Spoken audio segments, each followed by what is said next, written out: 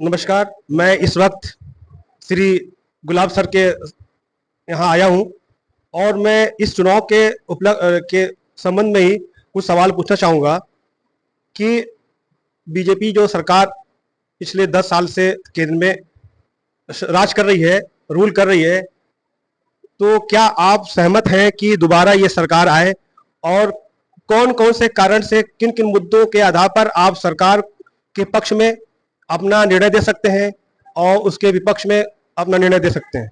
तो मैं गुलाब सर से पूछूंगा। तो सर, आपके नजरिए में बीजेपी का जो केंद्र सरकार है दोबारा आना चाहिए? हाँ, सबसे पहले मैं आपको शुक्रिया अदा करना चाहूँगा कि आप एक पत्रकार के रूप में हमारे समक्ष प्रस्तुत हुए। आपको बहुत बहुत धन्यवाद हूँ, आभारी हूँ, शुक्रिया अदा करना चाहता हूँ कि आपका प्रश्न था कि क्या आप जो बीजेपी को है कि नहीं, जो सत्ता में इस समय चल रही 10 सालों से विगत काम वर्क कर रही है, तो क्या उसे सहमत है या नहीं सहमत है, या उनके क्या खिलाफ है, या क्या उनके जो है कार्यवाही आगे की रही, या इस समय उनकी रणनीति क्या है और उसकी बड़े हाँ।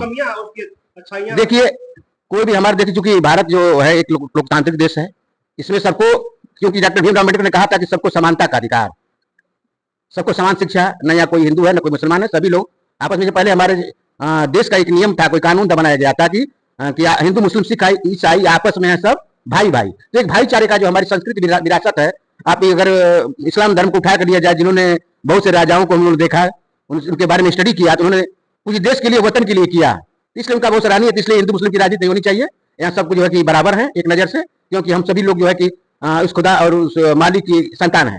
नहीं, विकास की दृष्टि से अगर मैं आपसे बात करूं कि भाई सरकार जो अभी जो सरकार है विकास की बात करती है, तो आपके सामने विकास के कौन कौन से क्षेत्र दिखाई देते हैं कि आप किस आधार पर कह सकते हैं कि देश का विकास किया है?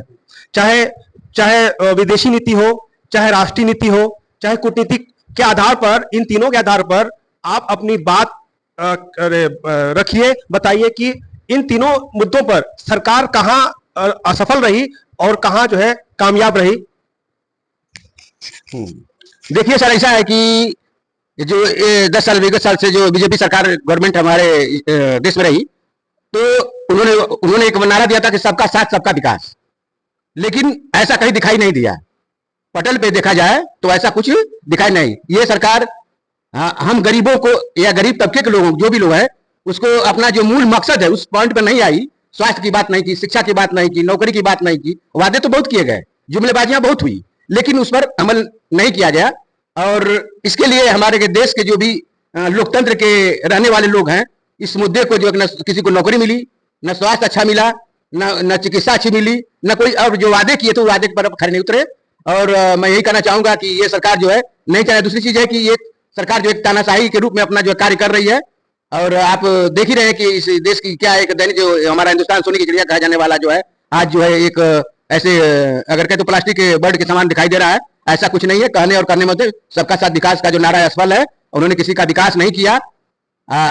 इसलिए मैं कहना चाहूंगा कि यह सरकार दोबारा जो है कि इस लोकसभा के चुनाव में नहीं आनी चाहिए। मतलब आप बिल्कुल ये सहमत है कि सत्ता परिवर्तन हुई चाहिए? बिल्कुल सहमत है कि दूसरों को ही मौका देना चाहिए। चलिए, बहुत बहुत धन्यवाद, आपने अपनी बात रखी। फिर हम दूसरे से एक और बंदे से मुलाकात करेंगे और फिर उससे इंटरव्यू लेंगे और फिर इस मुद्दे पे बात करेंगे। नमस्कार, आपके लिए नमस्कार।